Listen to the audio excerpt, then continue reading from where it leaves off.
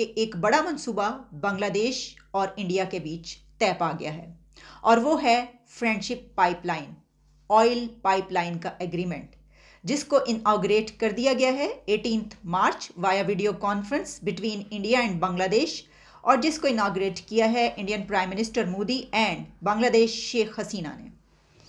इसके कितने बेनिफिट्स होंगे इंडिया को, बांग्लादेश को और भूटान से लेकर नेपाल तक सबको, सिवाय पाकिस्तान के। जी, पाकिस्तान की न्यूक्लियर एसेट जो है वो सरेंडर किए जा रहे हैं आईएमएफ के कहने पर।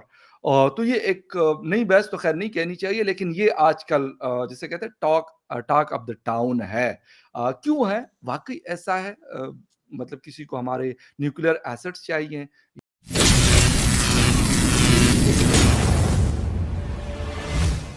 नमस्कार दोस्तों, आपका बहुत बहुत स्वागत है डिफेंस एक्सपर्ट के एक नई वीडियो में।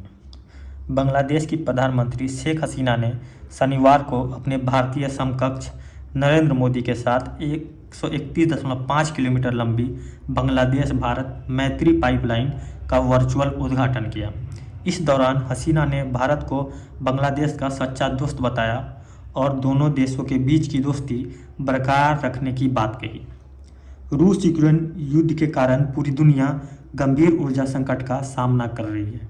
ऐसे में भारत के साथ सीमा पर तेल पाइपलाइन बांग्लादेश में ईंधन सुरक्षा सुनिश्चित करने में महत्वपूर्ण भूमिका निभाएगी।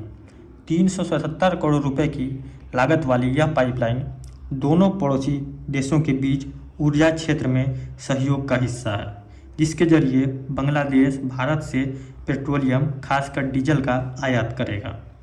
हसीना ने कहा, दोस्ताना पाइपलाइन दो मित्र देशों के बीच विकास के लिए सहयोग में एक मील का पत्थर साबित होगा। सरकार द्वारा संचालित यूनाइटेड न्यूज ऑफ बांग्लादेश ने उनके हवाले से कहा, हमने अपनी सभी द्विपक्षीय समस्याओं को एक एक करके सुलझा लिया है। हम अपने विकास के लिए भारत से सहयोग मिल रहा है। उन्होंने कहा कि हम भारत से 1160 मेगावाट बिजली का आयात कर रहे हैं। बिजली क्षेत्र में कुछ और क्षेत्रीय और द्विपक्षीय पहल लागू की जा रही है। इस दिशा में हमारा सहयोग आने वाले दिनों में और गहरा होता जा रहा है। तो पाकिस्तानी मीडिया हर मुद्दे पर बात करता है, तो आइए देखते हैं पाकिस्तानी मीडिया इस मुद्दे पर क्या कहता है। वीडियो में आगे बढ़ने से पहले चैनल को सब्सक्राइब कर लीजिए और बेल आइकन दबाना बिल्कुल मत भूलिएगा। ये पाइपलाइन जो है, इसके ऊपर 377 करोड़ इंडियन रुपीस के टोटल एक्सपेंडिचर आया है, कुल ये पैसा लगा है, जिसमें बांग्लादेश ने जो है वो इसमें 285 करोड़ रुपए को कंट्रीब्यूट किया, लेकिन इसमें इंडिया ने भी अपना हिस्सा डाला, ये कहा जा रहा है।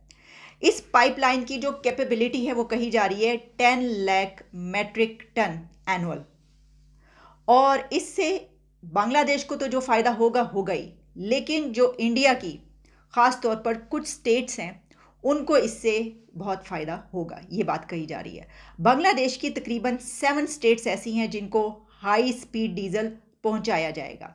अब इसमें आप ये जान लीजिए कि इससे पहले जो बांग्लादेश तक तेल पहुंचता था वो पहले रेलवे और फिर रोड्स के ज़रिए पहुंचता था, जो एक बहुत लेंथी प्रोसीजर था और उसमें पैसा बहुत ज़्यादा लगता था, लागत बहुत ज़्यादा आती थी।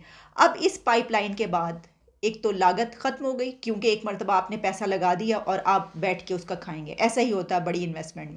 देखें फ़खर, कहीं न कहीं से अगर ये बात निकली है तो फिर कुछ तो होगा, और हो सकता है कि इस किस्म की बिल्कुल से एग्ज़ैक्टली यही बात ना हो, लेकिन इससे मिलती-जुलती या किसी और तरीके से बात की गई होगी।